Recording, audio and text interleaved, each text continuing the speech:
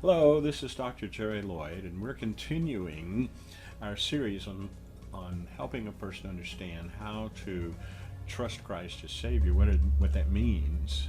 The first step we pointed out is, well, there's not a step at all. All you have to do is trust Jesus Christ as Savior. The second thing we learned was how to open the conversation about Jesus Christ, and that is ask Him. If a person is lost, they don't know where they're going.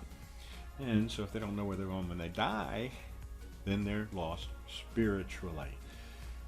So to help them understand what it means or how to trust Christ as Savior, there are 7 steps that we like to share. The first step is all have sinned.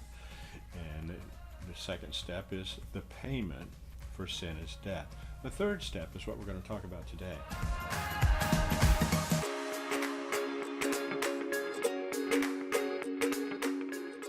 The third step is you must be perfect to go to heaven.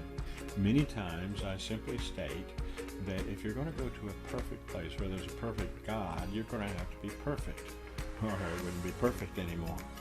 And the Bible concurs in Matthew chapter 5, verse 20. Jesus himself said, I say unto you that except your righteousness, that's your perfection, righteousness, sinlessness, your righteousness shall exceed the righteousness of the scribes and Pharisees, the scribes and the Pharisees. Well, they were probably the most righteous people ever live on the face of the earth. The scribes were those who copied the scriptures over and over. They didn't have printing presses, so they had men that were devoted themselves to writing the scriptures over and over again. And the Pharisees was the most straightest sect, as the Bible calls it. In other words, they were very strict. They kept the law. In fact, for every law that God gave, they gave 3 more to interpret that law. And so they were very righteous people. Only problem was they were self-righteous. They were depending on their goodness to get to heaven. And God says, except your righteousness exceed the righteousness of the scribes and the Pharisees, ye shall in no case enter the kingdom of heaven. Bottom line, he kind of concludes, it's not the conclusion of the message, it's not for another chapter, but in verse 48 of the same chapter he says, be ye therefore perfect, even as your Father which is in heaven is perfect.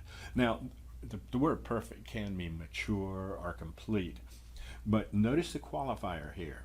Be ye perfect, even as your Father which is in heaven. In other words, we need to be as perfect as God. And He is absolutely complete. He is without sin, and He can't mature anymore. So it is saying you've got to be perfectly righteous, just as righteous as God.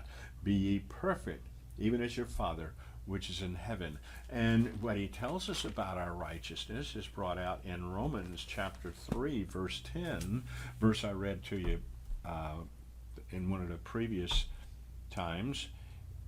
In Romans chapter 3, verse 10, God says, as it is written, there is none righteous. No, not one. Well, if we've all sinned and come short of the glory of God, it's obvious that there's none righteous.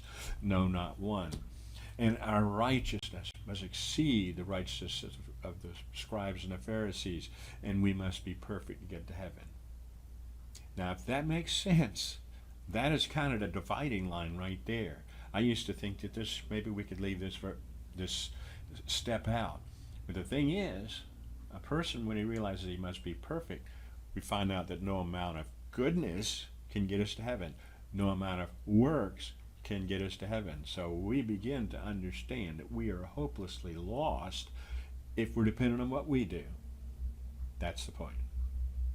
Now, if this makes sense to you, then share it with others so that maybe they can understand not only how to lead someone to Christ, but how they can come to Christ. Like it, and subscribe yourself if you haven't already. This is Dr. Jerry Lloyd.